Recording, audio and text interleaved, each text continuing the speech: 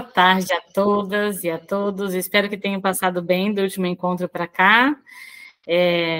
Nós estamos no nosso quarto encontro e eu enviei, né, o professor Maxim, como ele disse, ele vai compartilhar com vocês os materiais que foram usados até agora.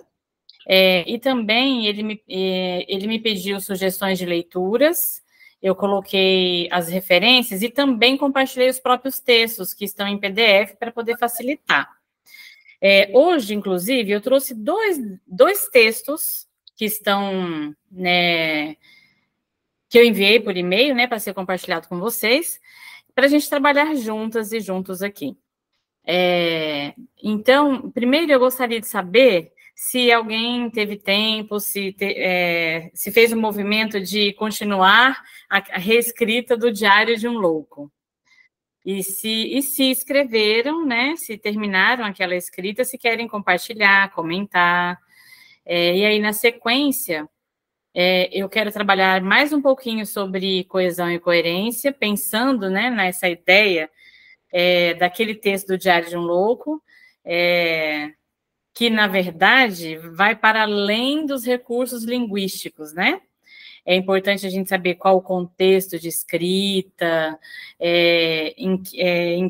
está situado culturalmente, socialmente, as relações de poder que envolve, né, toda a produção escrita. Aí eu gostaria de saber se alguém chegou a continuar a reescrita e o que sentiu, o que achou, como foi essa experiência, porque a ideia... Diário de um Louco é um texto que, a princípio, ele é sem sentido, sem lógica, né? E é justamente o fato de ser sem sentido, sem lógica, que provoca um riso, um estranhamento. E aí, então, para produzir o sentido, a gente precisa usar dos recursos da linguagem para poder trazer essa coerência, essa coesão. Alguém quer comentar?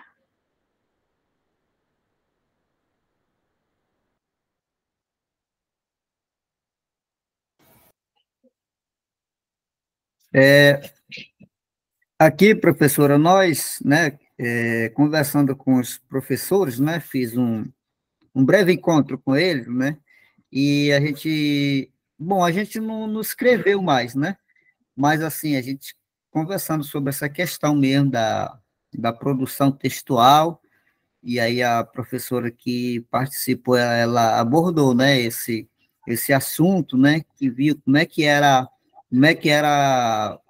possível, né, a estrutura do texto, como é que estava organizado. E aí, bom, a gente comentou assim nesse sentido, né? E eu cheguei a uma conclusão de que haveria, sim, uma possibilidade de escrever um texto, digamos, mais coerente, né? Um texto com conteúdos, com sentido, né? Que pudesse fazer melhores esclarecimentos. E chegamos à conclusão de que a ideia da oficina era justamente isso, né? Desbloquear, principalmente a questão a dificuldade, né? Que, mesmo sendo professores, né? A gente tem essa dificuldade. Então, nós chegamos à conclusão que era justamente isso, né? Se colocamos no lugar do diário De um do louco? louco, mas que haveria a possibilidade, sim, de produzir um texto melhor, e que era justamente o objetivo da oficina, inclusive convidando mais professores para participar, né, também. Então, foi isso que a gente comentou um pouco aqui na nossa escola, na nossa reunião com os professores. Sim, muito obrigada, Josevaldo. Inclusive, a gente pode, havendo interesse, a gente pode, inclusive, fazer a reescrita de forma coletiva. Eu coloco o texto aqui e a gente vai reescrevendo juntos e juntas, acolhendo as sugestões de cada uma, de cada um. Essa é uma possibilidade, a gente fazer juntos, né? E juntas. Na semana passada, perdão, na semana não, no último encontro nosso, nós falamos sobre a importância de reverenciar quem veio primeiro, falamos sobre o impacto, né, da língua portuguesa ter sido uma língua imposta, e o quanto é importante a gente mais do que reverenciar, mas buscar expandir as línguas originárias, cada um, né, com a sua língua, porque é desse lugar que a gente vai tirar a nossa força, a nossa capacidade linguística para movimentar todas as outras línguas. Isso já está comprovado. Quando a gente expande o nosso conhecimento, tanto para falar quanto para escrever, na nossa própria língua, esse conhecimento na língua originária, na língua que a gente chama materna, mas nem sempre é a materna, né? É melhor usar o termo originária, língua de origem, língua do nosso povo. Está comprovado, quando a gente desenvolve junto ali a nossa capacidade de expandir as outras linguagens. Porque quando a gente vai falar de língua, falamos sobre isso aqui, é o existir. Língua, linguagem é cultura, é conhecimento, é sabedoria, é o nosso existir no mundo. É a partir da linguagem que a gente se estabelece nas relações, enfim. Então, pensando nisso, eu gostaria de convidar agora cada uma e cada um que quiser fazer a sua saudação, cumprimento, né, aquilo que vier, aquilo que sentir, na sua própria língua, para que a gente faça esse movimento de abrir aqui um campo de energia, um campo ancestral, que está o tempo todo atravessado por essa força ancestral que vem de muito longe. Então, quem quiser começar, uma saudação apenas, só para a gente poder ancorar essa força nesse conhecimento, nesse respeito, nessa reverência de todos e todas que vieram antes da gente. Pai, mãe, e todos os nossos anciãos, anciãs. Quem quer fazer?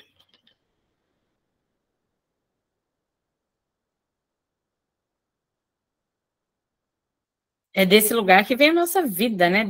A nossa energia de vida. Ninguém? Vou ficar sozinha aqui? Só português mesmo que a gente fala aqui nessa sala? Mori benadeu yang balama priya kaba merundrida aku naimu merundrida uru erina makus poes erina raiwa pernestina weile mombon uru murela menu bane tada shimbai urun kon pereza sen pai se urmai ona urandu urun kon sen ka mato murela mudara kru murela mudenu bapu mururu konekto be suru pandong menu to ben kon muru be ni bambu muru be men ka do ben kon yesru kon konegai ono randi kon ka ono randi men ka ser purun kon sen pago mantu yen panengong professora Sueti nya penai muru be man ana de no bane muru be man tawia pa bala ipu nentere abia ana tomberma ana inu bapa muru be priya agok meba inye bambu ipu nen tu do be pa bala amuru bia ana de no bane professora Sueti muru be man tawia inye bambu esen pamba ni kon yes rugon da uma kon da mas abrau yes rugon zuru kon ko mando quem? Obrigada, Ernestina. E veja, nessa energia, né, nessa saudação, nas palavras que a Ernestina traz para a gente, compartilha aqui com a gente, né, que a gente vai pensar sobre a escrita hoje. Eu trouxe um texto da Célia Chacriabá, não sei se vocês a conhecem. Na verdade, com certeza conhece, porque ela se tornou deputada, né? A Célia, ela fez uma dissertação de mestrado extraordinária. E aí, ela vai falar sobre a escrita desse lugar, do lugar ancestral Chacriabá. Então, eu vou trazer o texto, eu vou compartilhar a tela, a gente vai ler uns trechinhos juntas e juntos, e vamos discutir sobre isso.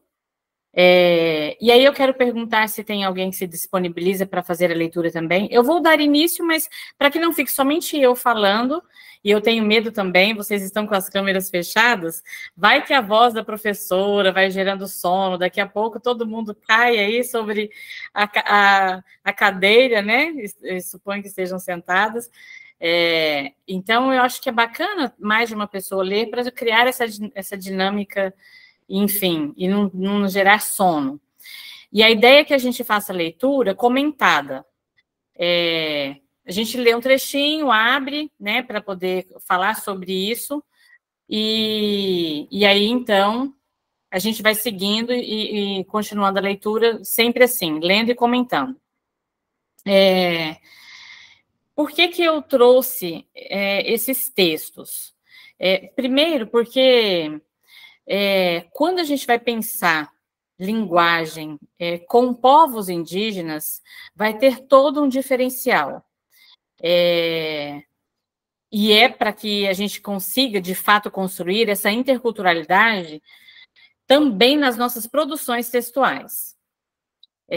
Então, aqui na página 33, eu vou aumentar aqui para que vocês possam ver melhor. Está todo mundo vendo? Sim, professora. Ótimo, Ernestina, Josevaldo, obrigada. Quando a Ernestina fala na língua, ela já faz a abertura desse encontro nosso de hoje para lembrarmos sempre que quem veio primeiro foi a oralidade, e é essa oralidade que a gente honra e que a gente busca levar ali, fazer a transição para a escrita, mas sempre considerando e reverenciando e trazendo essa tradição oral. Claro, a gente quer cada vez mais, a depender do objetivo que a gente tem com a escrita. Então, se a gente vai escrever documentos oficiais, concurso, relatório, a gente sempre quer buscar escrever um pouco mais próximo da língua padrão. Mas para que a gente consiga chegar nesse lugar, é muito importante refletir sobre a escrita, tendo em vista o que nos constitui enquanto oralidade. Então, olha só a reflexão que a Célia Chacriabá traz. Esse texto vocês vão receber, tá? A dissertação dela, vocês vão receber esse arquivo. Ela diz assim, ó, minha fala é inspirada na convivência com as lideranças, que por sua vez eram homens. Ao mesmo tempo, ela é uma fala de insurgência, pois não é comum no meu povo uma mulher, especialmente jovem, assumir um lugar de fala, tomar a oralidade. Não só localmente, mas como representação política em outras instâncias. Minha fala vem de um enraizamento, vem do território e circula em vários lugares. Até hoje, eu mantenho um exercício muito grande de escuta, mas quando eu profiro a palavra, é como se eu fizesse uma amarração de tudo que foi escutado. Sei que essa palavra deve ser entoada com força, de forma que faça as pessoas reverberarem sua presença em mim, no sentido de serem tocadas pelo que eu disse. Quem quer comentar esse trecho que eu li?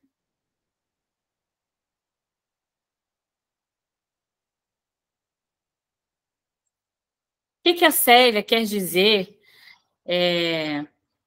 nesse trechinho desse texto? Considerando tudo aquilo que a gente já discutiu até agora, né?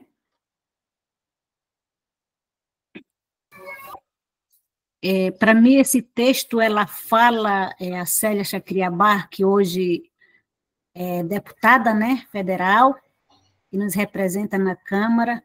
Hoje, assim, é um motivo de orgulho para nós, povos indígenas e mulheres indígenas, representantes, né, nossa, do povo indígena. E, assim, ela coloca... Eu acho assim, para mim, foi um desafio, como ela coloca aqui.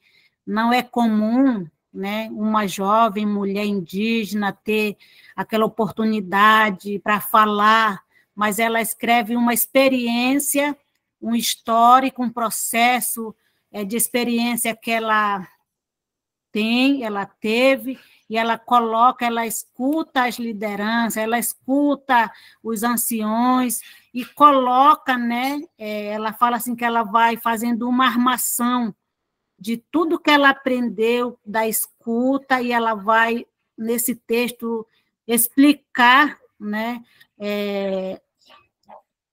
para que as pessoas compreendam o que ela entendeu, o que foi repassado, né, para ela, e ela escreve, para que também as pessoas se sintam contemplados nesse texto que ela está dizendo, nessa história, no processo histórico dela, né, que ela aprende, e também ela, eu digo assim, que ela está, como que eu posso dizer, retribuindo, né, retribuindo com os ensinamentos que ela aprendeu, e agora ela retribui esse valor, né, para as pessoas, para o povo que ela adquiriu, eu digo, ela adquiriu, e depois ela está retribuindo, dando de volta para o povo.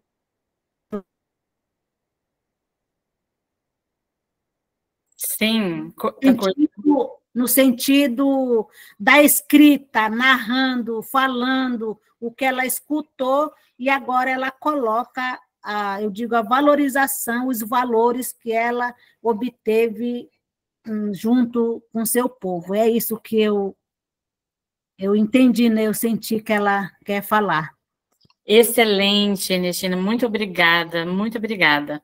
E aqui ela vai falar da importância da escuta, né?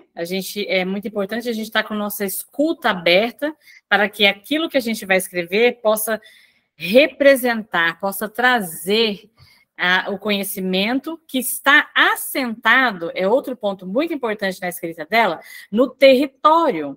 Então, quando a gente pensa em escrever, é importante que a gente se conecte com esse lugar de escrita, de fala. Escrever para indígenas não está dissociado do território, porque o território ele é um espaço de construção de conhecimento. É ali que se faz, é ali que se vive, é ali que transborda esse conhecimento, né? Então, é muito importante a gente não perder a nossa conexão com essa origem, porque isso vai extravasar nessa escrita. E aí, ela continua mais embaixo, dizendo assim, se alguém quiser ler, por favor, pode abrir o microfone aí que eu já passo a palavra, tá? Para não ficar somente eu lendo. Ela continua dizendo assim, ó, quando eu falo, eu não me preocupo se eu vou fazer uma fala de estrutura conceitual, formal, acadêmica. Embora transite no espaço acadêmico, a minha fala está ligada a esse enraizamento. E importa se esse vai alimentar as pessoas, se vai inspirá-las. Então, sempre, antes de falar, eu peço que fale não apenas a minha boca, mas também o meu corpo, como lugar que guarda a memória daquilo que aprendo. Sinto que minha fala não é solitária, ela só tem força porque invoco e sinto a presença dos mais velhos e de minha ancestralidade. Olha que beleza, que lindo que é esse texto da Célia, né? Então, quando eu estou trabalhando a escrita, eu gosto sempre de frisar, quando a gente se prende demais na forma, nessa estrutura, a gente acaba deixando fugir o que a gente tem de mais precioso, que é justamente o conhecimento, as ideias, a criatividade. Quando eu parto desse lugar, eu movimento a minha escrita, escrevo sem nenhuma censura, sem preocupar com a forma, para que depois eu possa agregar essa forma. Então, quando ela diz aqui que a escrita dela é mais do que somente a escrita enquanto tecnologia, a gente expande a nossa concepção, continua a expandir a nossa concepção de escrita e de letramento. Ela vai falar da importância do corpo dela, que o corpo traz essa memória do que ela vai aprendendo. Então, escrever é também a gente trazer um estado de presença, a gente estar presente e conectado com aquilo que a gente está fazendo. Isso é muito importante, e especialmente essa força ancestral.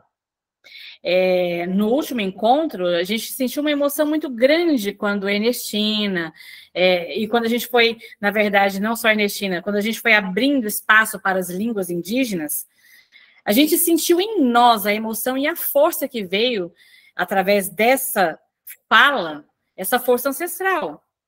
Então, quando ela diz aqui, ó, sinto que minha fala não é solitária e que ela invoca essa força dessa ancestralidade, desses mais velhos, é sobre isso, é a gente também, aqui nas nossas oficinas de escrita, trazer essa força.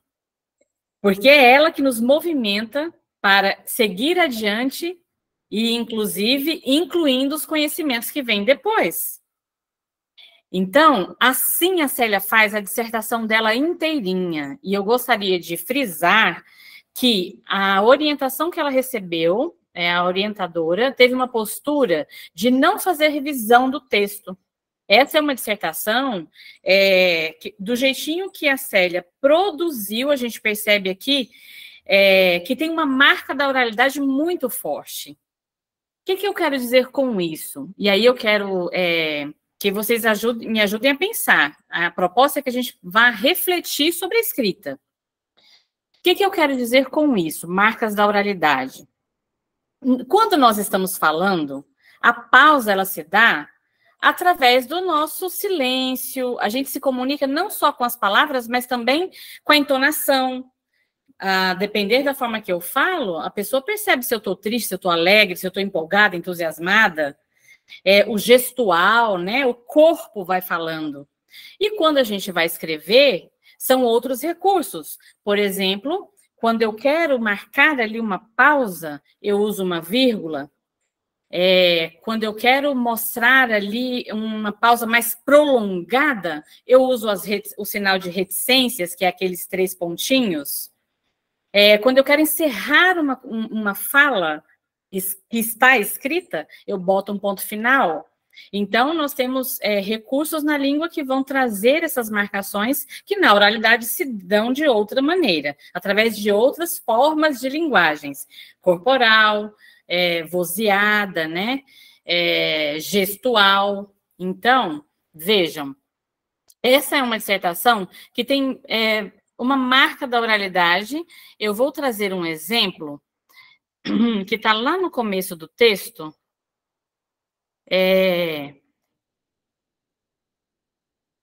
Deixa eu ver, acho que é bem aqui.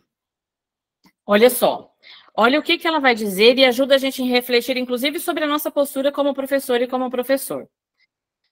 Ela vai falar da importância de se amansar o giz diante da oralidade, que para nosso povo foi sempre nossa realidade.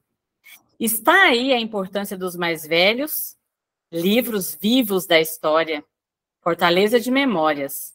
Vem ainda o Genipapo, que é pintura e espiritualidade, nos prepara para a luta, sabedoria e verdade.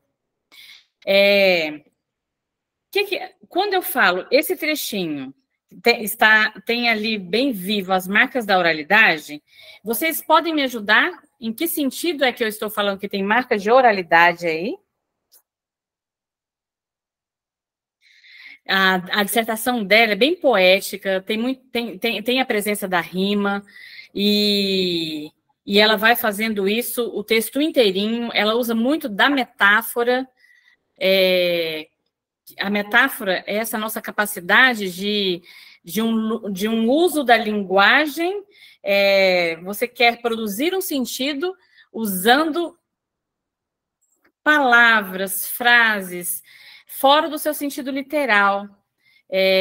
Então, por exemplo, quando ela diz amansar o giz diante da oralidade, aqui a gente poderia dizer que tem, de certa forma, uma metáfora, porque quando a gente usa a palavra amansar, geralmente é naquele contexto de amansar um animal. Amansar o giz está fora do sentido literal, né? Mas, quando a gente abre para um contexto maior, olha o que a Célia faz. O que ela está querendo dizer? Qual é o sentido que ela quer dar para amansar o giz diante da oralidade? O giz eu uso para escrever. Então, se eu tenho que amansar o giz diante da oralidade, eu estou dizendo que existe uma oralidade que ela está presente e que ela pode ser respeitada nessa escrita. E aí, então, quando a gente continua fazendo a leitura, está aí a importância dos mais velhos livros vivos da história. Se eu fosse fazer uma revisão pensando nessa gramática normativa, eu ia sugerir colocar vírgula. Está aí a importância dos mais velhos, vírgula. Livros vivos da história. Por que livros vivos da história deve estar entre vírgula? A gente usa na língua portuguesa a explicação de que é um aposto. O que é esse aposto? É uma explicação sobre aquilo que a gente disse antes. Então, aqui eu ia sugerir uma vírgula. Está aí a importância dos mais velhos, vírgula, livros vivos da história. Fortaleza de memórias. Aqui, não se colocou a vírgula. E aí, o que eu quero chamar para pensar a gente pode, a partir da nossa concepção de letramento ampliado, considerando que a gente está trabalhando aqui uma linguagem intercultural, respeitar o conhecimento indígena, agregando conhecimento não indígena. Eu diria que o que é mais importante aqui, nesse parágrafo escrito pela Célia? A norma, a gramática, ou a essência do conteúdo que ela quer nos informar? Está aí a importância dos mais velhos livros vivos da história.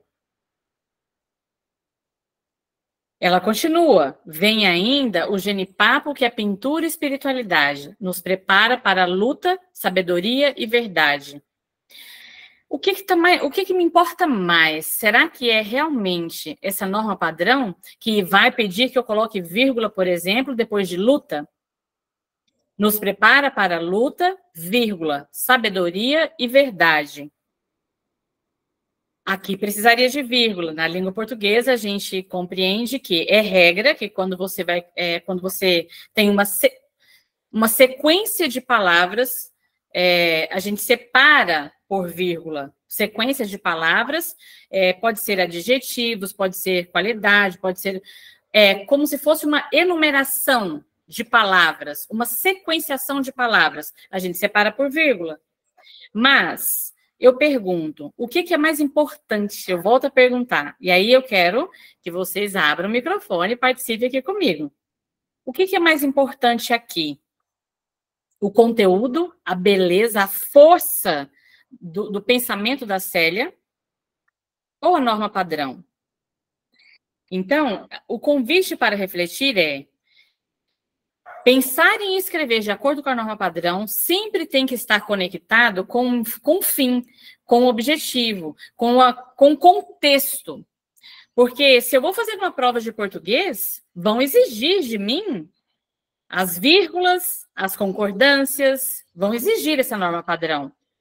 Mas a Célia escreveu uma dissertação num contexto de uma pós-graduação na UNB, especialmente nesse caso com a orientação dessa professora, que tinha uma proposta de romper com essa reprodução desse padrão de língua portuguesa.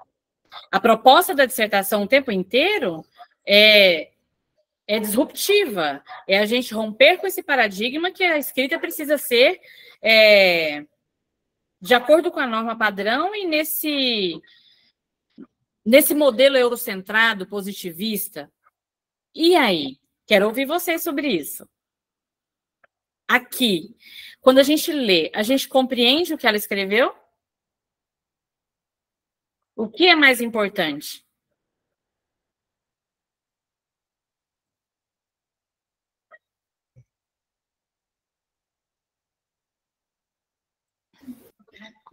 Aqui, professora, no meu ponto de vista, assim, sobre a autora, a Célia, eu não cheguei a ter muito esse conhecimento, né? Mas estou vendo aqui essa obra dela, né?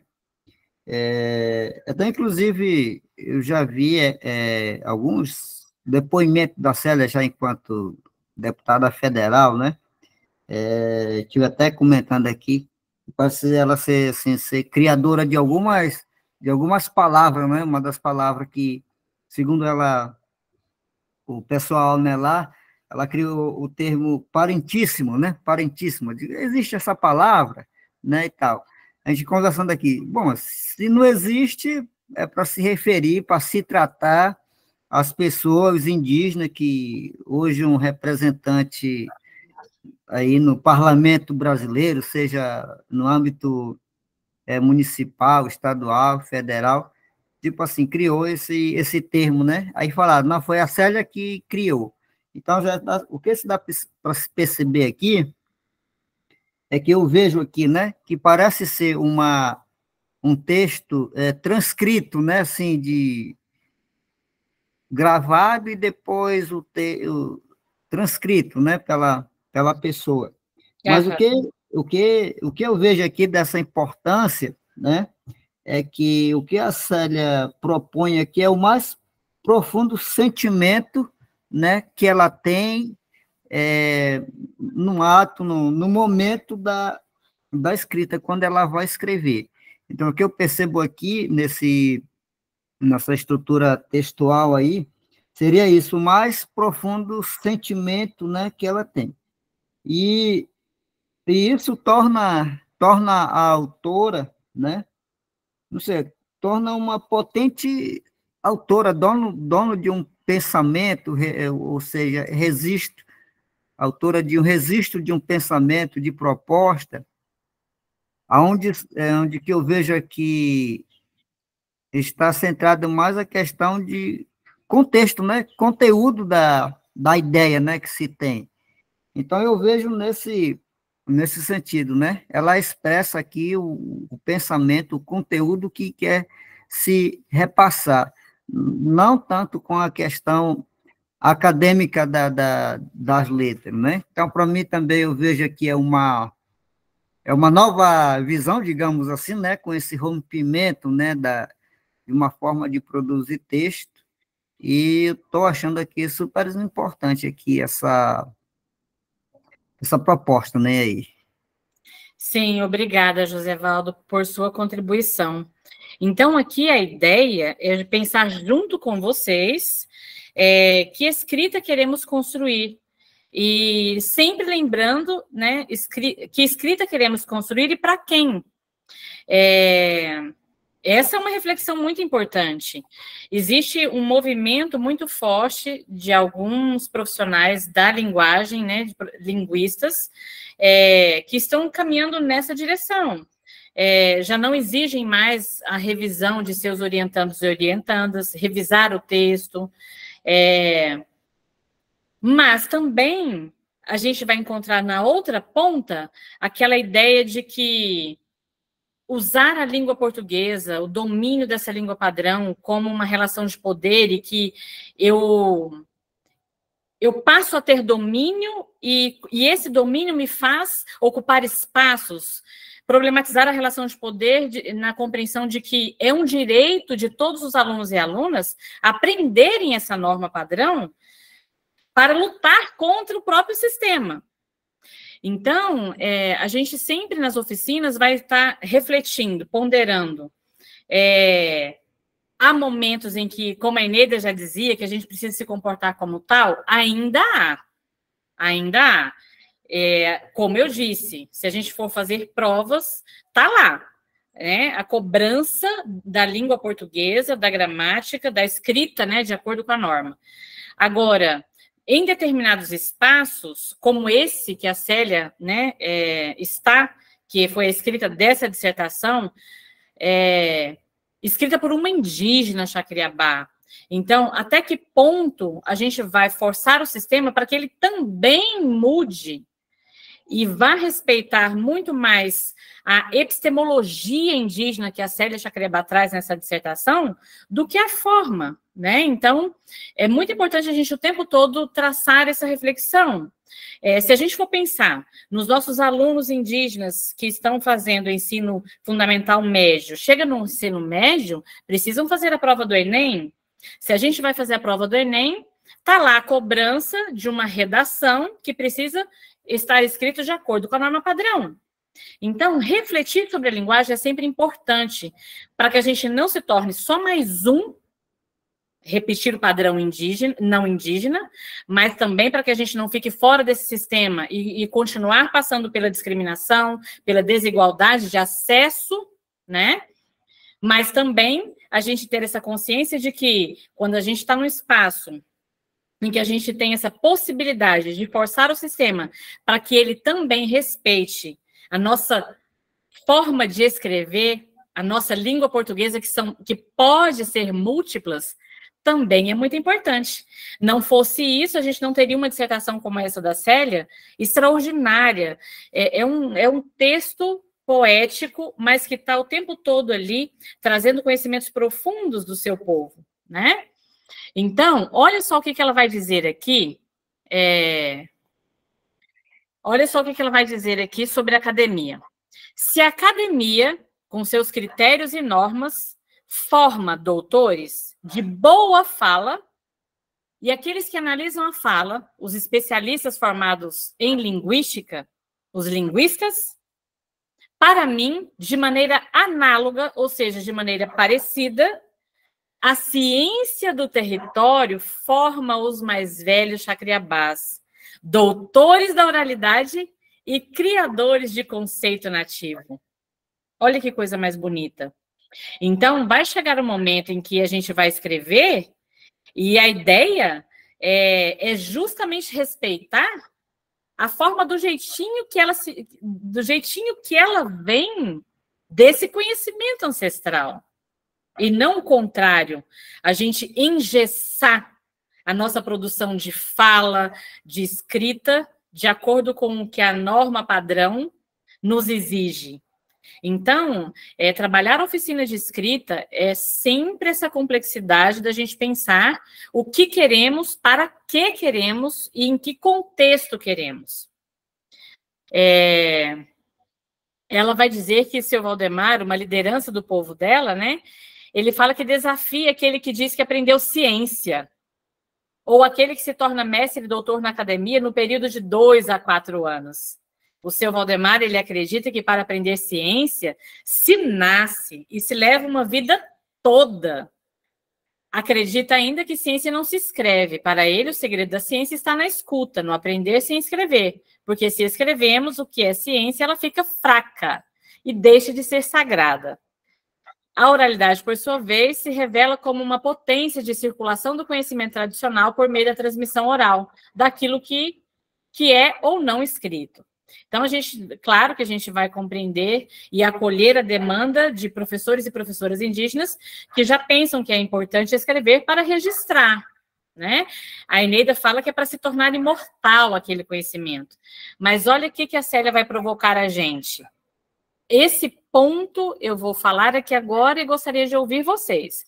Então, a gente tem um desafio. A gente quer escrever, aprender a norma, mas tem um desafio. Será que essa escrita fica fraca e ela deixa de ser sagrada quando eu me aproximo demais dessa norma culta? Então, qual é o limite? Qual é a linha que separa, a linha que divide, né, uma polaridade de outra? Escrever de acordo com a norma, e é uma norma que é não indígena, enfraqueceria? Então, tem vários momentos no texto da Célia que ela vai dizer: eu escrevo, mas eu estou sempre preocupada em escrever uma escrita forte. E escrever uma escrita forte é se conectar com essa ancestralidade, com esses anciã, com esse território, com essa cultura, com essa tradição. Alguém quer comentar sobre isso? Depois, né, de fazer esses comentários, aqui, ó, é justamente aqui nesse trechinho que ela vai dizer, ó: me constituí ouvindo esses sábios, que são meus fios condutores de ancestralidade, e os tenho como epistemólogos nativos. E como reciprocidade, a minha contribuição também é de tentar construir uma escrita que não seja fraca, porque trago comigo as marcas fortes da oralidade que me foi ensinada desde sempre por estes mais velhos. José Valdo trouxe uma coisa importante, que é o neologismo, a criação de palavras, né? Então, no texto da Célia, é muito comum, isso é uma característica da Célia, dela criar palavras. E a gente chama isso na língua portuguesa de neologismo. Quando a palavra não existe, você cria. E muitas das vezes você cria e ela ganha uma grande repercussão e passa a ser usada. E tem em muitos casos que a gente vai falar da linguística histórica diacrônica, que ao longo do tempo significa que, ao longo do tempo, ela é incorporada e passa a fazer parte da língua. Então, enquanto seres falantes que somos, é importante a gente pensar também nesse movimento de que nós, como a Célia falou, a gente se constitui, mas a gente também promove mudança, transformação, também na linguagem. Então, alguém quer comentar até aqui?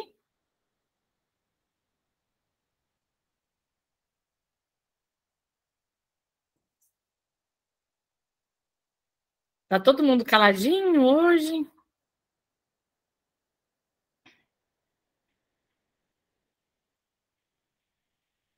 Senão, sim. Sobre essa questão, né, da proposta aí da Célia, né, porque nós, povos indígenas, temos também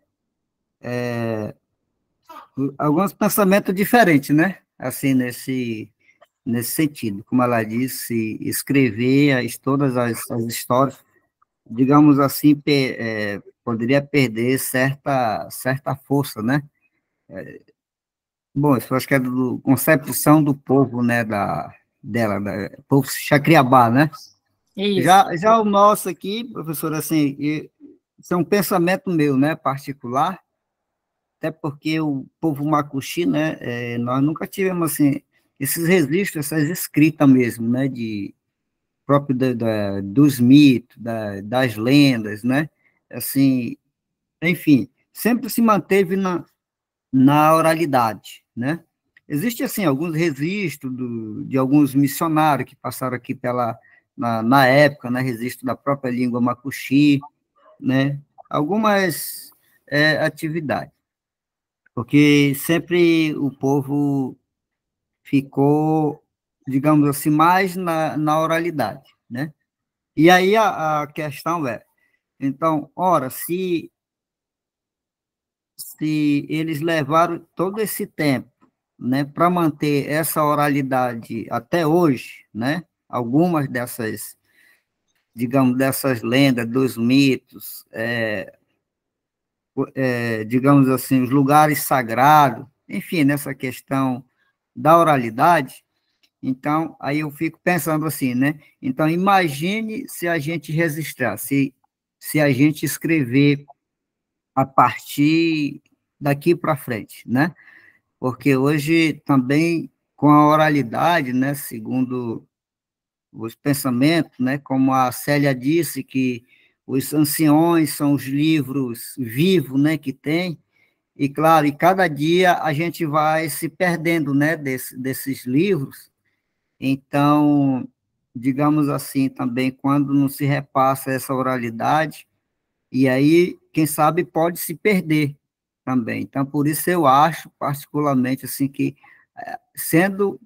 tornando essas oralidades em escrito, eu creio que as histórias, né, os mitos poderiam prevalecer mais pela frente, mais 100 anos pela frente. Então, eu vejo que a escrita também ela tem uma grande importância nesse sentido. Era isso que eu queria comentar. Excelente, excelente, muito obrigada. Então, eu abri o encontro com essa reflexão justamente para lembrar da importância de cada uma e cada um de vocês construir autonomia. Conforme a gente vai aprendendo e tendo domínio dessa língua portuguesa, desse padrão, dessa norma, é importante que a gente desenvolva também em que momento eu vou adequar o meu texto de acordo com essa norma, mas em que momento eu também posso romper e avançar. Ter uma escrita intercultural que tenha as marcas da minha epistemologia indígena, de acordo com o meu povo.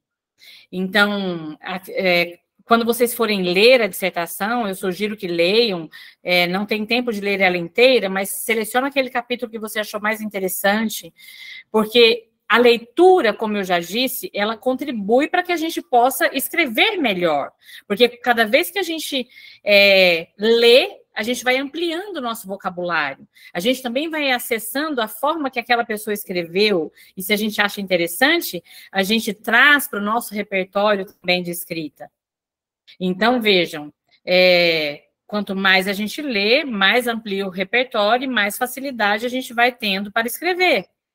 Então, vocês vão observar que a Célia, o texto dela tem uma marca autoral muito forte. O texto dela tem uma identidade de Célia Chacriabá. E quando eu falo que tem uma identidade, é um texto intercultural. Ela se apropria do conhecimento não indígena, fazendo as citações, fazendo as parcerias, né? Trazendo autores e autores para conversar com ela no texto, mas ela também coloca ali a marca dela, que é, por exemplo, o uso de metáfora, como eu disse, que metáfora é quando a gente usa, não no sentido literal, a gente usa no sentido figurado, a gente usa um determinado termo para explicar outro. Ela também, o texto dela tem muita rima, para ela a rima é importante, porque a rima é sonora e ela traz a energia da oralidade. Então, é muito importante a leitura para que a gente possa ir observando. Vejam, fizemos essa reflexão, eu vou trazer aqui agora mais um pouquinho de língua portuguesa, como é que a gente vai construindo, então, coerência e coesão, que foi o tema que nós encerramos o nosso encontro passado, né? Vou compartilhar uma outra tela aqui agora.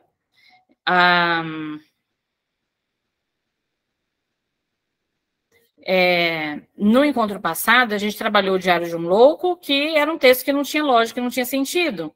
E nós falamos também sobre a importância da gente usar termos da língua para fazer coerência e coesão.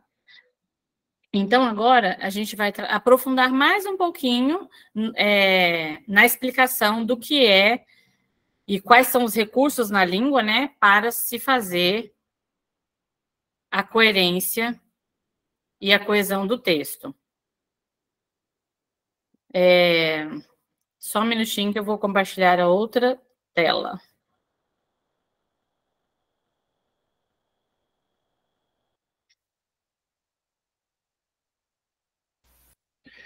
Enquanto isso, estou avisando que aqui no chat está a frequência do dia de hoje.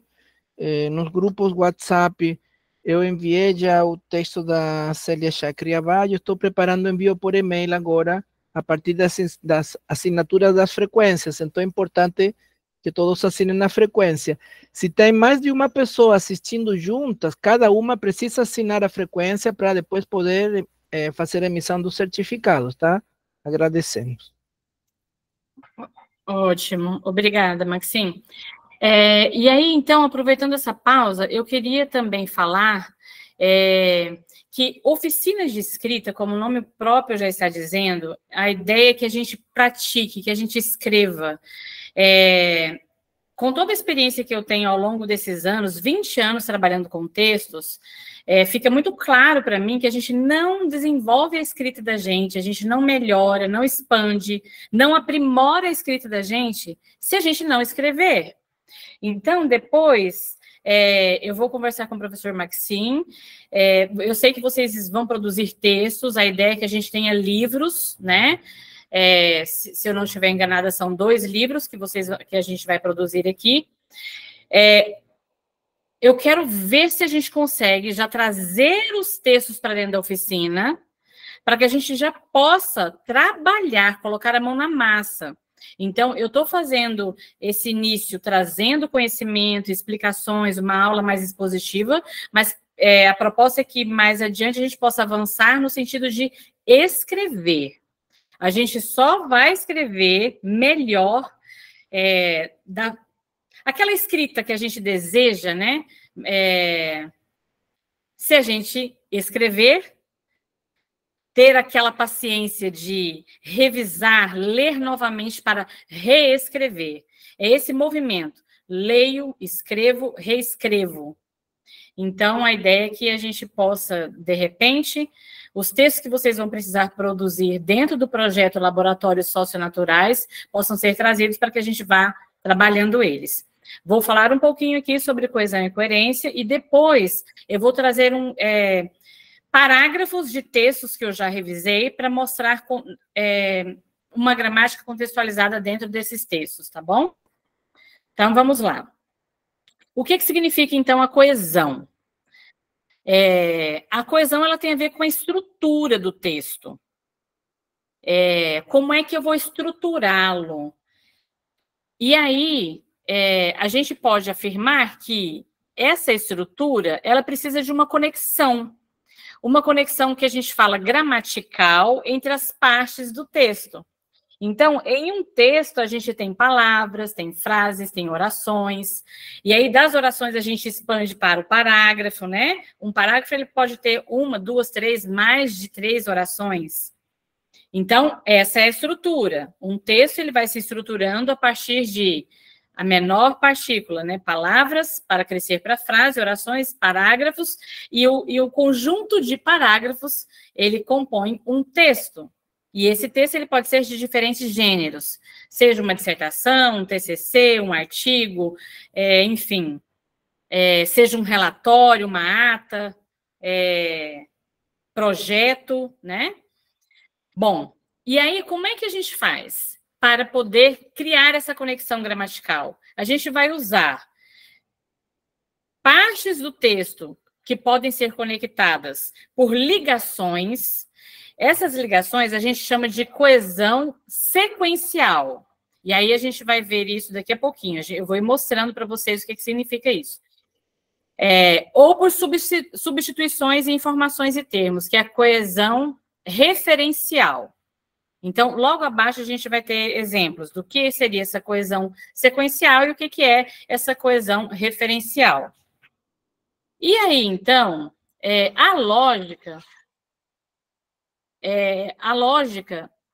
a coerência, ela compreende a lógica, o sentido do texto. Então, se eu tenho um texto bem estruturado, usando os conectivos adequados, eu vou chegar nessa coerência, nessa lógica do texto, o que não tinha lá no Diário de um Louco. Não tinha a partir da nossa visão de mundo.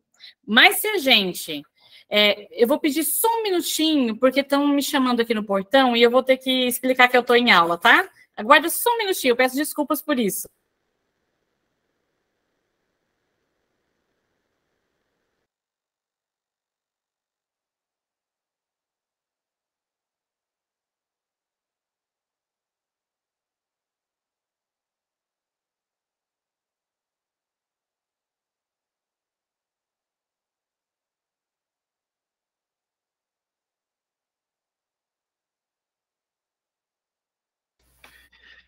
Enquanto a professora volta, estou revisando aqui, estou preparando um e-mail para lhes enviar com uma série de textos que ela me passou.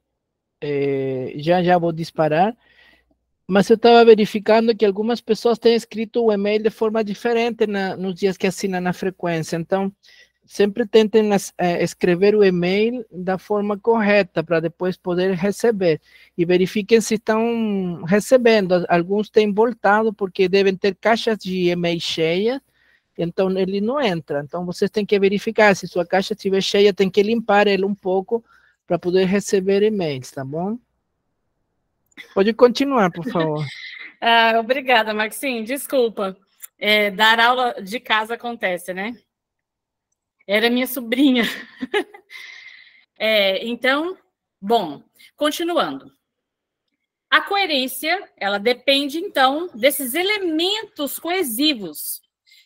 E esses elementos coesivos, como a gente já até comentou no outro encontro, pode se dar de diferentes maneiras. Na verdade, diferentes classes gramaticais. Preposições. Eu vou ler esse trechinho aqui. aqui nesse trecho aqui do texto, a gente vai perceber quais são essas classes gramaticais que atuam como elementos de coesão que vai produzir esse sentido, essa coerência. Então, lembram? Aqui em cima a gente estava falando de coesão sequencial e referencial, e que vai se dar através das palavras. A gente pode ter palavras que a gente chama de transição. Elas são responsáveis pela coesão, estabelece a relação, a inter-relação entre as partes, ou seja, entre as orações, os parágrafos. A gente tem preposições, conjunções, advérbios, locuções adverbiais. E aqui, logo em seguida, aquela tabela que eu falei no encontro passado, eu enviei por e-mail, vocês vão receber também. Eu enviei tudo hoje de manhã, gente. Eu peço desculpas porque foi bem, né, assim, em cima da hora, o professor não teve tempo ainda de enviar. Eu quero reconhecer que eu mandei hoje, né?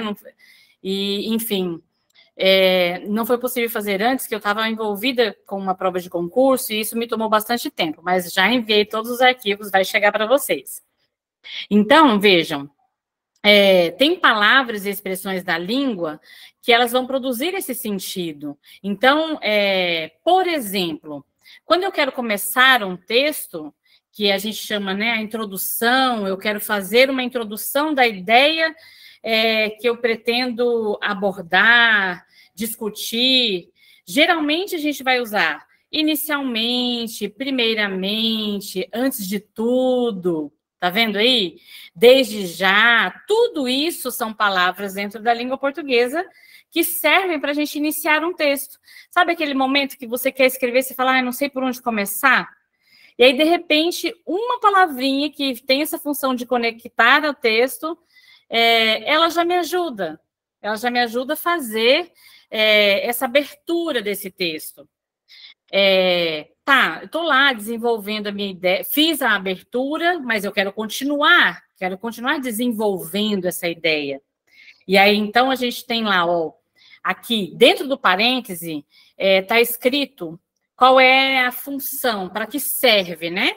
Então, se eu quero dar continuidade, eu posso dizer, além disso, do mesmo modo, acresce que...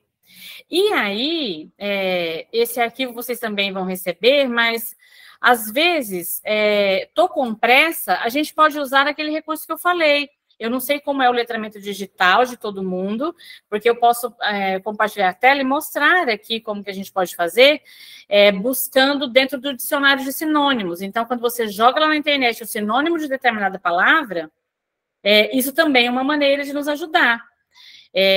Eu vou mostrar aqui um texto, eu falei no outro encontro, porque é muito comum a gente ficar repetindo muito as palavras por falta de repertório. Se eu estou sem repertório,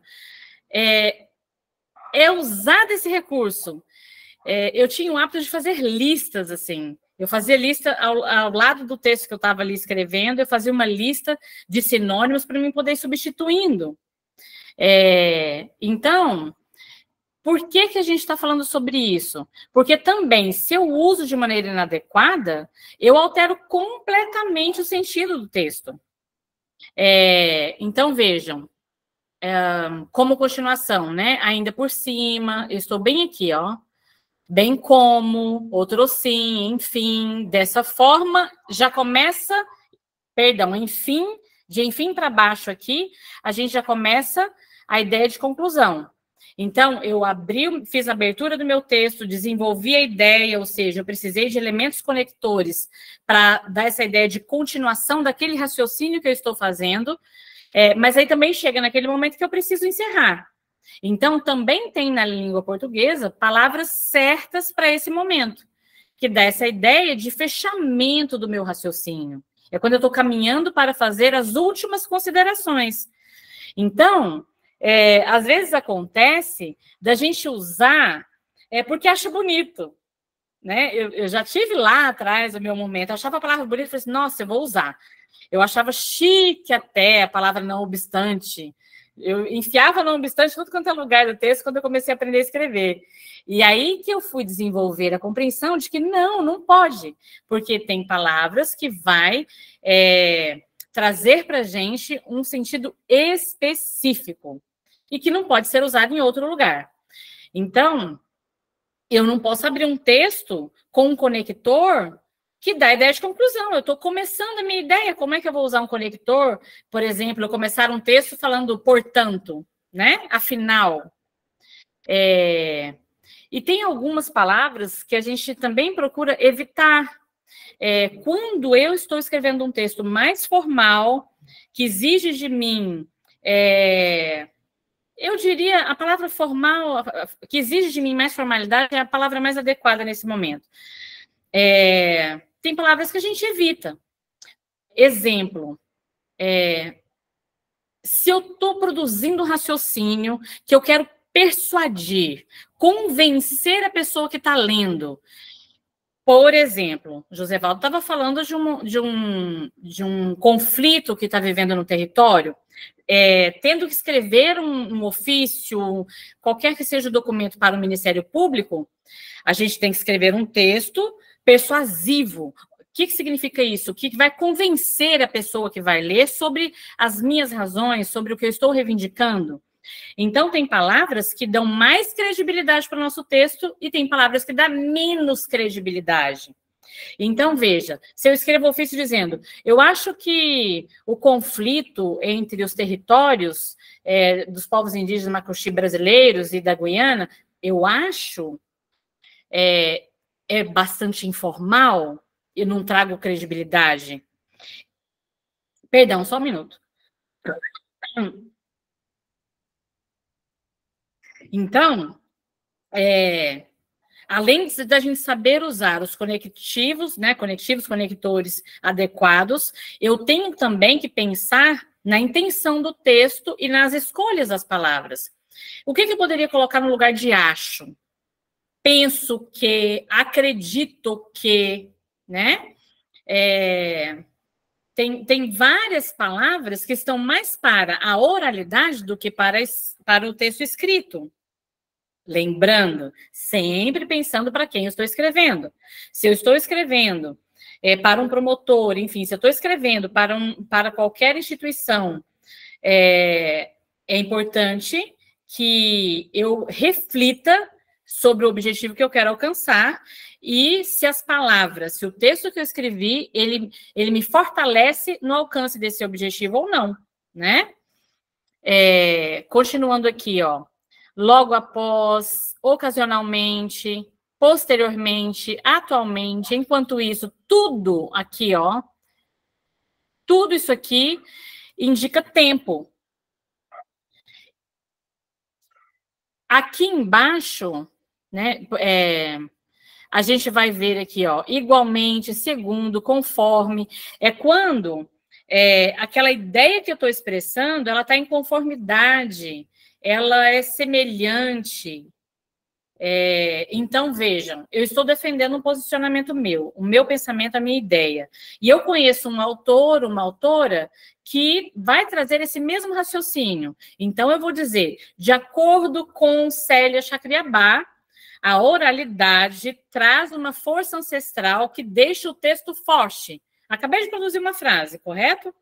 Então, veja, eu estou dizendo que é de acordo com ela, mas é importante eu pensar se isso está em conformidade com a ideia central do meu texto. Isso também é importante, né? Porque, às vezes, a gente vai usar uma comparação que, ao invés de fortalecer o nosso texto, faz enfraquecer. Isso é importante a gente pensar quais são os autores e autoras que nós estamos usando, né? Isso é fundamental, porque é uma escolha política, tem uma relação de poder, né? Então, se a gente pensa, nós estamos escrevendo relatórios, textos, sempre com aquele objetivo de mostrar para a Secretaria de Educação, por exemplo, da importância de uma educação intercultural indígena. Então, vai ser importante que eu reflita sobre a escrita que eu estou produzindo, o raciocínio que eu estou produzindo, e especialmente fazendo recortes que eu sei que a secretaria vai gostar de saber, vai gostar de ler, em face do que a gente já sabe, né? Desse currículo que acaba engessando, mas a gente pode, através da linguagem, usar de tudo aquilo que a gente tem de diferencial, que são todas as atividades produzidas, né, dentro do laboratório socionatural. Eu posso usar toda a riqueza desse conhecimento e construir uma linguagem que mostre para essa secretaria que eu não deixei de trabalhar em nenhum momento os conteúdos que ela considera que seja importante. Então, com a linguagem, sabendo fazer uso dessa linguagem, um uso intencional, ciente da relação de poder que eu vou gerar através desse texto, eu consigo, sim, alcançar os objetivos. Então, continuando aqui, ó, conectivo que também trabalha semelhança e conformidade, né? Assim também, de acordo com... Agora, quando eu quero trabalhar essa ideia de causa e consequência, vamos pensar, a humanidade vem enfrentando problemas, né, climáticos em razão do desmatamento, da poluição. Então, quando vejam, uma coisa consequência da outra. A gente também vai ter os conectivos. Daí, por isso, de fato, em virtude de, assim. Quando eu quero dar exemplo, então, por exemplo, isto é, ou seja também, né? Ou para exemplo, ou então para poder esclarecer, trazer uma maior explicação a respeito do que eu estou escrevendo, né? Então, aqui tem essa tabelinha, vocês também vão receber esse arquivo. E aí, quando a gente fala, nós estávamos falando ali dos elementos conectivos que vai gerar a coerência, né? Com termos que fazem a ligação, né? Mas essa coesão, ela também pode ser por referência. Então, eu estou escrevendo um texto, eu vou fazer um relatório sobre essa maravilhosa oportunidade que eu estou tendo de trabalhar com vocês. Então, eu vou dizer, os participantes do projeto do Laboratório Socionatural. Eu posso dizer, os participantes, os estudantes, os alunos, os indígenas e as indígenas. Então, a referência seria quais palavras que eu posso usar para ir fazendo a substituição. Então, os pronomes, advérbios, locução, são elementos da língua portuguesa que vai me ajudar a fazer essas substituições para que não fique tão repetitivo. Quando o texto está muito repetitivo, palavras repetidas muitas vezes, fica uma leitura cansativa, desinteressante. Às vezes a gente perde a atenção do leitor em razão disso, né?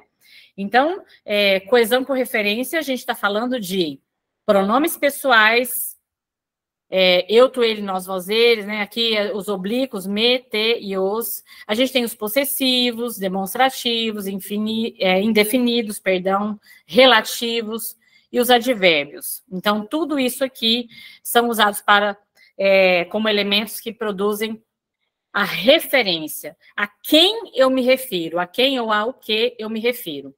E a substituição foi o que eu expliquei, né?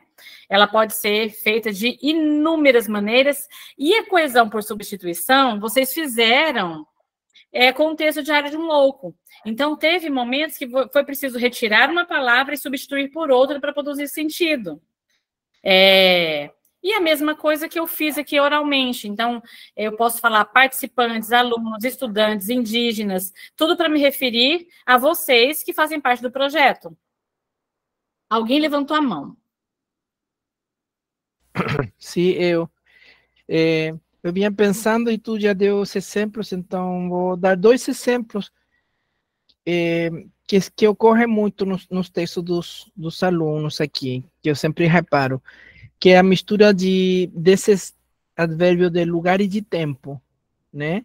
Então, por exemplo, que tu acaba de mostrar aqui, né? Então, nós temos umas palavras que vão se utilizar para falar de lugar e outras que é para falar de tempo. Então, por exemplo, se alguém disse onde às 7 da manhã, e eu não deixo claro na minha frase o que eu estou falando, eu estou misturando onde, que é de lugar, com 7 da manhã, que é tempo. Ai, obrigada pelo exemplo. Da mesma forma, quando eu falo quando, que se refere a tempo, mas se eu digo quando na comunidade, aí se perde um pouco essa conexão, porque o quando tem que ser usado para tempo. Então, se eu uso o onde, eu tenho que dizer o lugar, digamos assim. Ele pode estar implícito, talvez, porque eu venho desenvolvendo um texto e não preciso estar dizendo sempre, na comunidade Vilimão, né, que é do Josevaldo. Mas se eu uso o onde, eu estou falando de tempo, de espaço. Então, não vou meter uma palavras que se referem a tempo. E também, quando eu falo do tempo, eu tenho que falar da hora ou do espaço, do intervalo que se refere a esse lugar, porque eu vejo que isso se confunde muito, né? Se usa o onde, mas se fala de tempo, e se usa o quando, mas se fala de lugar. E o outro uma outra palavra que eu vejo que às vezes o pessoal também abusa, quando fala assim, com isso demonstramos. Às vezes a gente não está demonstrando propriamente tal, não está fazendo uma demonstração, não está esgotando o debate, porque se eu digo, a gente demonstra, é como se você já matou a charada e mostrou o resultado da charada, digamos assim, né? Mas na verdade o que você está fazendo está argumentando, você está querendo chegar lá, mas ainda não chegou. Então eu também sinto que às vezes a gente usa o demonstramos como fora de lugar, como ainda estamos pensando nisso, né? Estamos querendo demonstrar, mas ainda não conseguimos demonstrar 100%, né? Então, só queria chamar essas três, que eu vejo que várias vezes me deparo com esse tipo de problemática, Suete. Ai, Maxim, muito obrigada. É por isso que é importante a gente fazer a oficina prática e contextualizada, porque são esses exemplos que você me traz que vão me dar condições de atuar de fato onde estão as dificuldades. Excelente. Então, como eu não conheço a produção da forma que você conhece, que está acompanhando, né, cada aluno e cada aluna na sua rotina, na sua trajetória, se eu não faço prática, eu acabo perdendo esses exemplos maravilhosos, né? Muito obrigada. Sim, é isso mesmo. Os advérbios de tempo e espaço, eles são diferentes. E o Maxim explicou brilhantemente. Alguém levantou a mão? Gisele. Professora, tem outra situação, assim como os alunos do Maxim, o Maxim também encontra esses equívocos no texto de advérbio de tempo e de lugar, os meus alunos também, mas não só isso, os vícios de linguagem, o né, deixa eu ver, outra coisa, de vício de linguagem que aparece no texto, gente, e assim por diante, muito vício de linguagem, ou seja, coisas que a gente fala, na fala, elas acabam se repetindo de forma equivocada no texto. Você poderia tratar dessa questão também? Ótimo, muito obrigada, Gisele. Estou adorando, né, a participação de vocês para me trazer as dificuldades do dia a dia. Então, vícios de linguagem, eles também... Eu vou usar no português, mas assim, né? Eu vou bem direto. Os vícios de linguagem, eles costumam empobrecer o nosso texto escrito, porque, como a Gisele disse, eles estão para a oralidade. A fala, ela é mais dinâmica. Então, eu vou dar o exemplo do WhatsApp. O WhatsApp, muitas vezes, a gente escreve, mas a gente escreve numa ideia de comunicar rápido.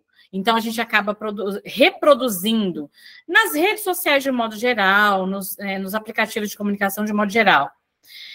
a gente acaba reproduzindo a fala, mas com esse objetivo de ter uma comunicação rápida, porque se eu for escrever de acordo com a norma padrão, de acordo com a norma, né, com a formalidade, a pessoa com quem eu estou conversando, ela vai embora e me deixa ali sozinha. Só que por isso a importância da gente estar sempre lendo.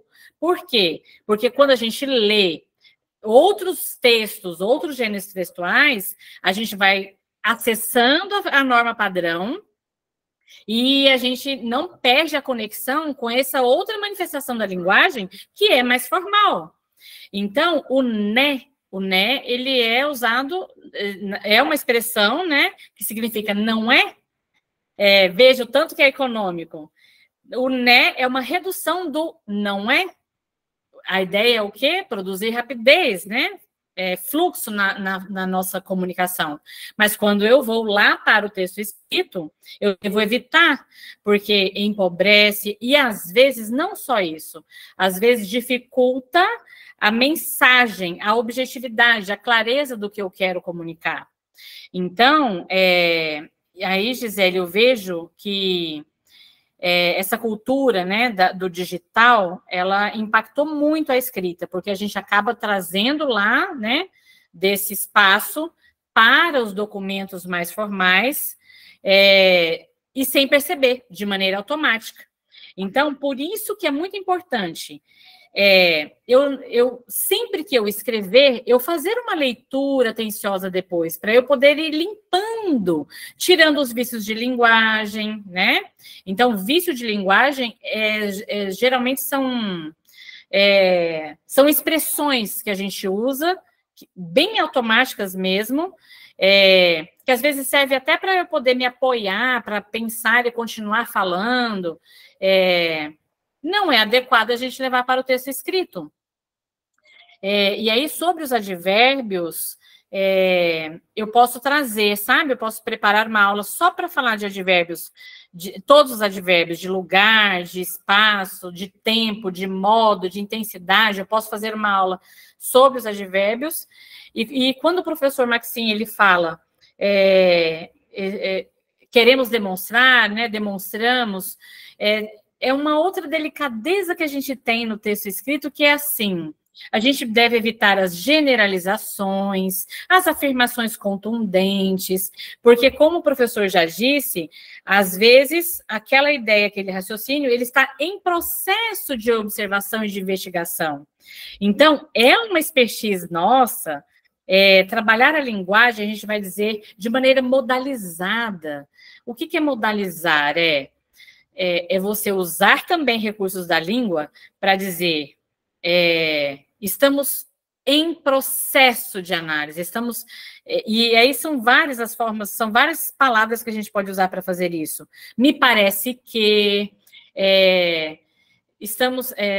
pensamos que, acreditamos que, então tem várias formas da gente trabalhar aquela possível ideia conclusiva, né? Assim, a gente está caminhando para concluir algo, mas a gente não quer fechar, principalmente quando se trata de processos, né? Então, às vezes eu estou aqui defendendo uma ideia, mas que ao longo da minha trajetória vem mais elementos que me fazem pensar diferente ou acrescentar outra ideia. Então, a gente vai usar palavras que a gente diz que é modalizadoras, é modalizar, não ser tão contundente, não ser tão não fechar a questão, né? Alguém levantou a mão? A Gisele levantou novamente. Aí você já me responde se seria isso. Aí, então e assim, não seria necessariamente vício de linguagem. É repetição mesmo, né? Então e assim são conjunções. E aí eu já observei em vários textos que eu revisei a repetição muito grande, né? E é o que eu estava dizendo antes, às vezes usa então e assim, que são conjunções que levam ali para a conclusão, então nem sempre. Então ele pode ser da ideia de continuidade também. Mas, enfim, eu usar fora daquele... usar no lugar errado. Maxim, Gisele, vocês querem falar? Eu acho que vocês... Sim, eu queria uma é uma afirmação e a outra é uma dúvida. Eu vejo também que é muito comum, em geral, as pessoas, quando vão escrever o verbo em tempo infinitivo, não usar a terminação AR, ER, EI, IR, por exemplo, vão dizer estar, de estar, mas eles terminam com A e acento, né? Que não é bem o tempo infinitivo. Eu vejo que isso é algo que não sei se em algum momento tu vai falar dos verbos e se pudesse tratar isso em outro momento, né? Por exemplo, estar, aí a pessoa escreve está, mas com acento no A e não coloca o R. Eu vejo que isso também é muito comum, não usar o infinitivo, mas aí vai trazer para o tempo presente, digamos, muda o tempo verbal.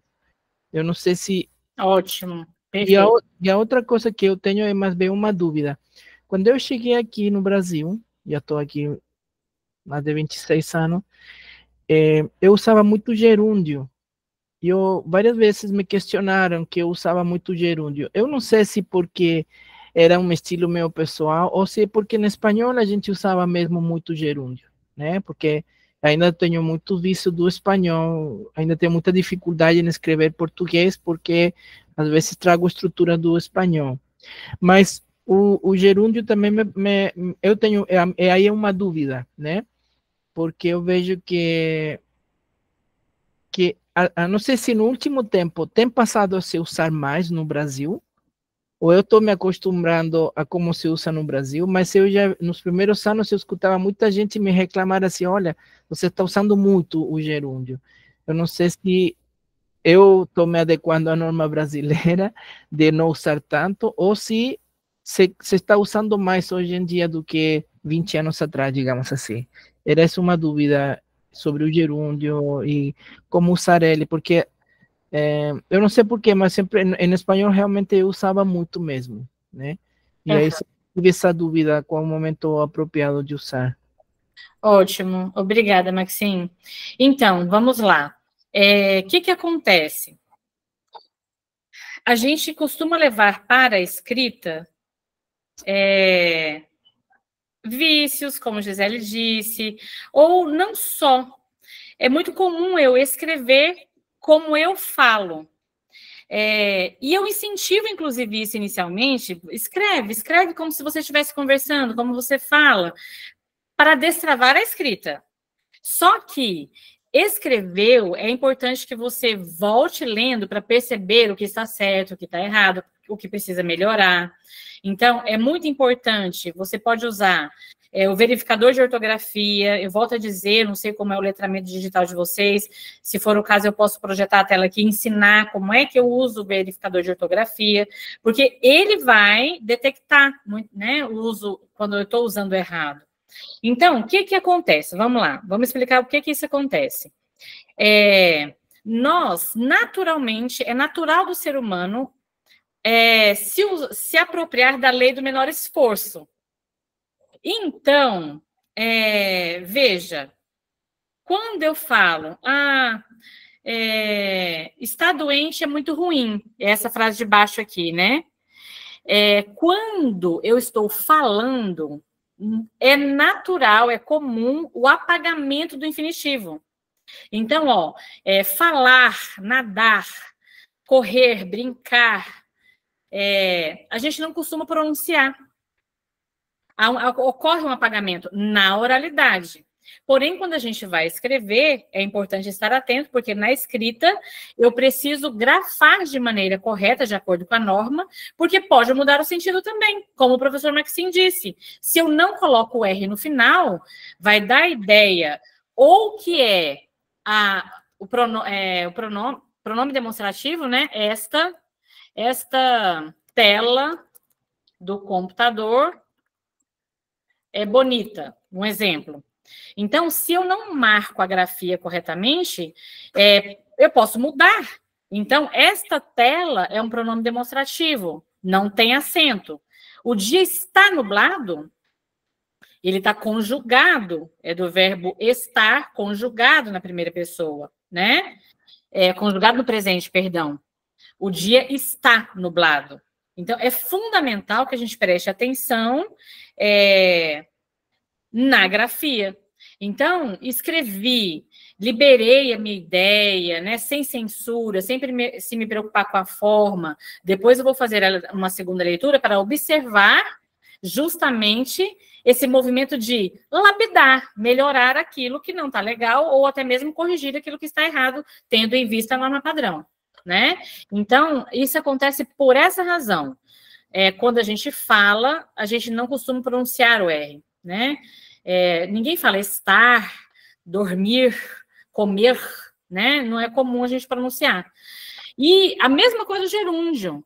E se aplica a mesma lei lá do menor esforço. A gente é como se eu dissesse, nós somos preguiçosos, assim.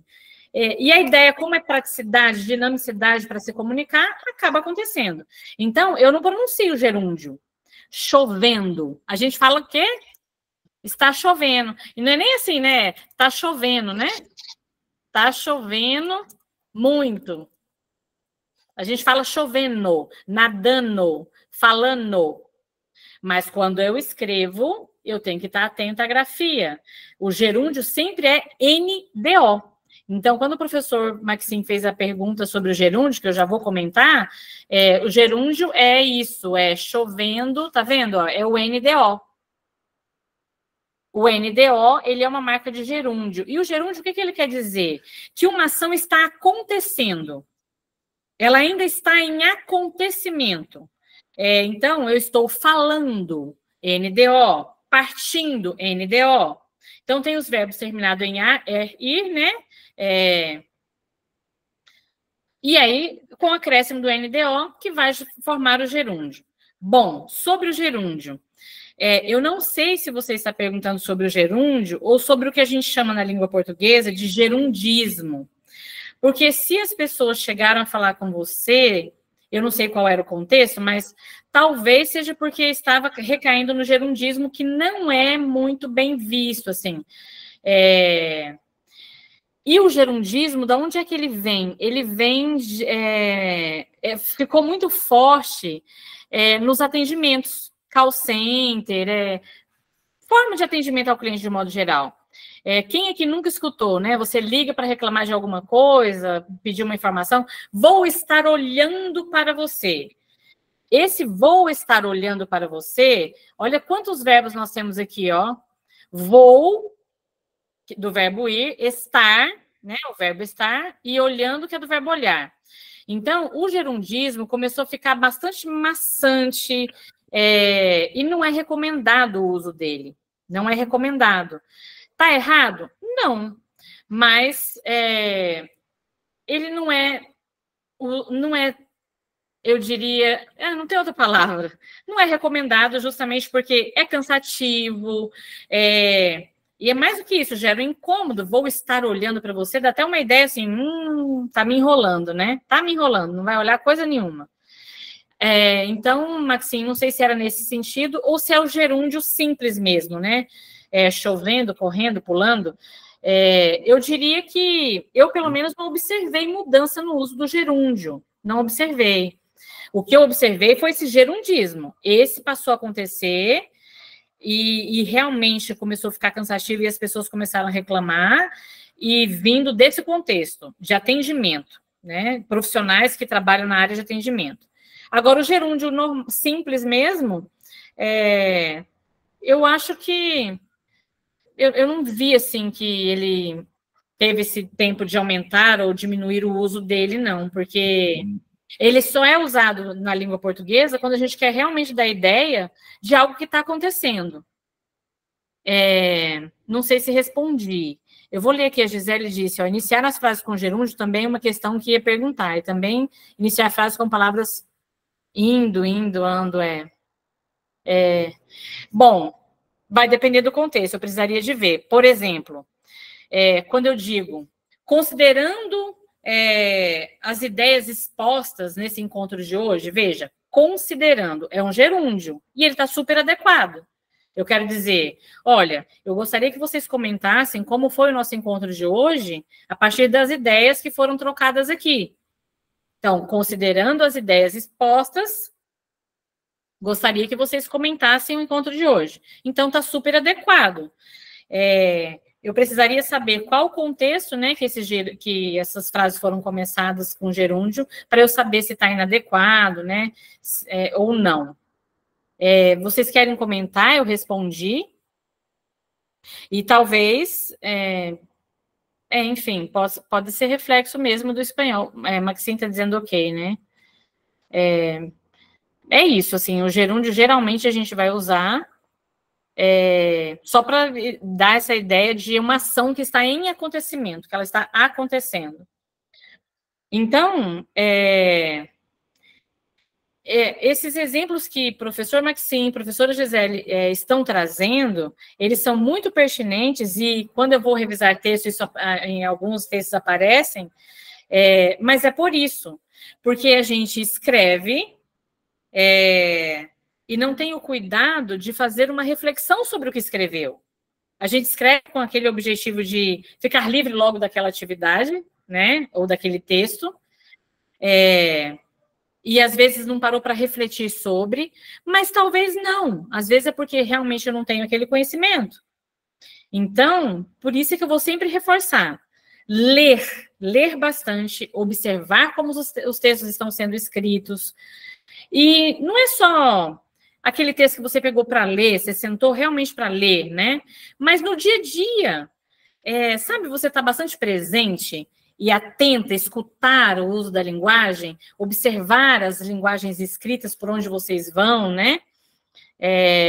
Isso ajuda bastante, porque o que acontece muito é que, às vezes, eu só dou atenção para a linguagem naquele momento que eu parei, mas se eu passo a observar na rotina, né, vai ficando mais natural e eu vou aprendendo muito na observação, mas muito mesmo. Então, eu gostei muito das contribuições do professor Maxine, da professora Gisele, porque vai trazendo o que são as dificuldades reais. Para o nosso próximo encontro, amanhã, acho que já dá para mim trazer os advérbios, né, para contemplar essa dúvida, porque, de fato, tem bastante diferença. Como já está caminhando para encerrar, eu gostaria de abrir o microfone de vocês, né, que, na verdade, já está aberto, né? Eu gostaria que vocês abrissem o microfone para dizer se tem alguma dúvida, como foi, e aí amanhã a gente pode continuar. Aí amanhã eu vou trazer os exemplos contextualizados no texto, sabe? Tem alguns exercícios para a gente fazer junto, bem bacana, que aí a gente consegue ver, de fato, qual é a aplicação, sabe?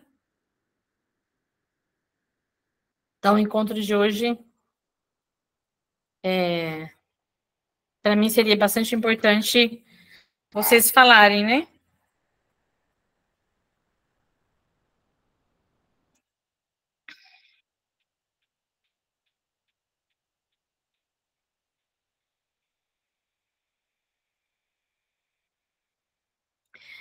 Jovina, meu amor, pode falar, quero te ouvir. Boa tarde, professora. Boa tarde. Bom, foi bem esclarecedor, né, essa oficina e as demais, né, não pude participar, que estava doente na outra, e traz essa dúvida, né, que até o professor Maxine colocou, e a Gisele, nós, como professores formadores, também temos essas nossas dúvidas, e, através dessa oficina, a gente pode também estar contribuindo muito nas orientações, né, dos trabalhos dos alunos. A gente fica muito em dúvida, achei interessante que no começo começou de destravar a gente para escrever, né, para poder estar falando. Então, realmente esse caminho, né, e essa metodologia que estás apresentando, de uma forma, de uma simplicidade que a gente possa chegar a um nível um pouco mais, né, elevado com relação à gramática, né, a questão realmente que é o objetivo de entender e produzir uma redação, que esse é o objetivo. Então, venho aqui trazendo esse meu entendimento com relação à oficina. Para mim está sendo muito proveitoso, né, e de uma contribuição muito valiosa. Agradeço aí. Jovina, muito obrigada, querida.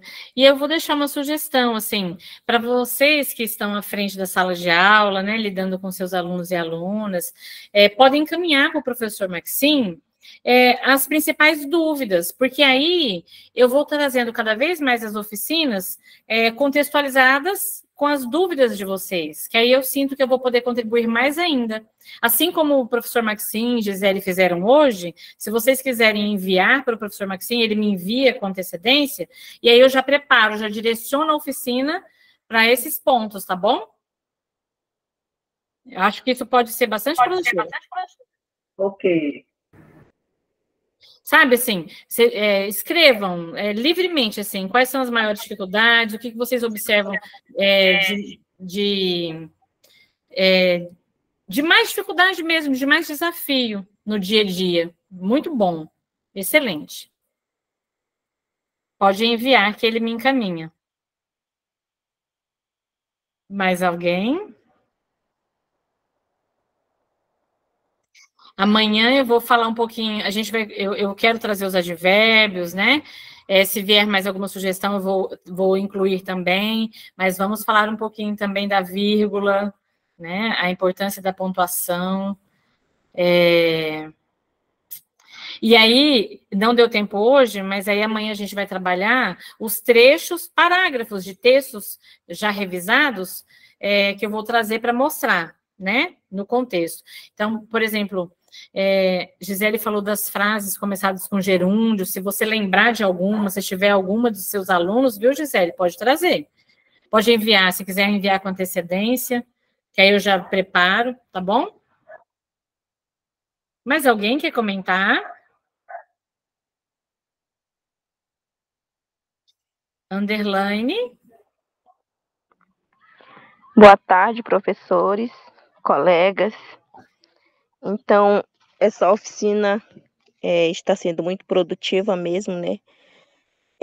A gente vai aprendendo aos poucos.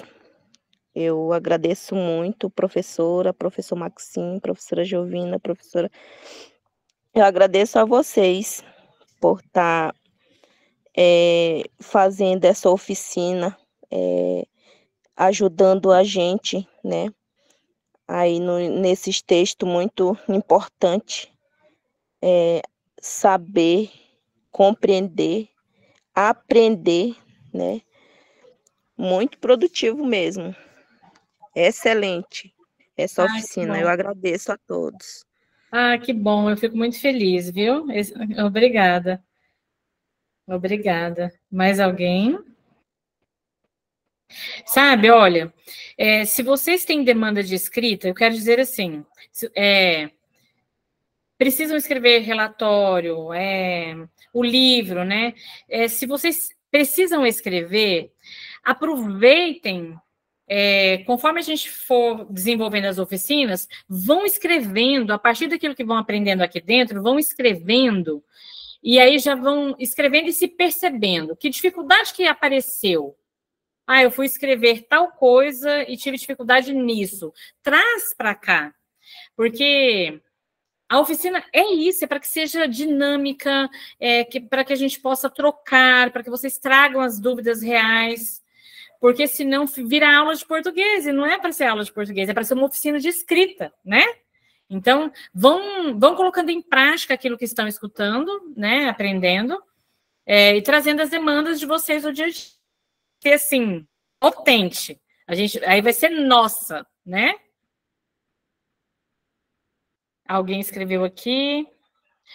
Gratidão, professora, pelos diálogos compartilhados. Ela teve que sair, né? Ela tinha avisado que ela tinha outro compromisso, outra aula. Bom, já estamos chegando na hora. Sim. Então, só reiterar a necessidade de assinar a frequência. Envia um e-mail para todos os que já assinaram alguma frequência, para que possam assistir às aulas. Estão todas gravadas, está o link das aulas junto no documento, e reencaminhei o e-mail da professora Suete com os textos.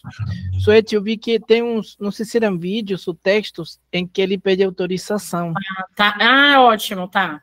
Aí eu reencaminhei o teu e-mail, então talvez eles vão pedir autorização direto de você. Tá bom. E nesse e-mail vocês vão ter o e-mail da professora Suete, também podem encaminhar alguma coisa direto para ela, caso seja o caso, tá bom? Amanhã nos encontramos, então esse segundo módulo do primeiro curso nós temos amanhã, quinta-feira, nesse mesmo horário, de 4 às 6, e depois no sábado, pela manhã, que a gente vai fechar esse primeiro curso. Nós vamos avançar nas atividades do projeto em abril e maio, e a ideia é que depois de maio, a gente volte a ter um segundo curso, onde a gente já possa, talvez ali, Suete, a gente já tenha os textos iniciais dos resultados da pesquisa que estamos fazendo, e a gente talvez possa fazer mais prático mesmo, né? Ótimo, excelente. E aí, no segundo curso também vou trazer o que você trouxe de demanda, né? O que deve ter na introdução, desenvolvimento, conclusão, né? E a gente já pode fazer esse apanhado, né? Ótimo. Pedimos aos coordenadores locais das escolas que participam do projeto que repassem esse documento com as aulas para os outros colegas das escolas. Nós queremos que todos possam assistir esse curso, porque todos vão precisar ajudar na elaboração dos textos, dos relatórios, digamos assim. E aos que não fazem parte do projeto diretamente, são sempre bem-vindos, e nós vamos ampliar as produções, estamos preparando produções com os TCCs dos alunos, com outras publicações que a gente tem atrasadas, digamos assim. Então estamos em um momento em que a gente quer aproveitar para publicar, para divulgar nossos trabalhos. Então estão todos bem-vindos e vamos continuar trabalhando, tá bom? Então, obrigado por hoje, agradecemos a todas, a todos. Suete, muito obrigado por sua performance aqui, que é sempre maravilhosa. Muito obrigado e até amanhã. Obrigada eu. Até amanhã.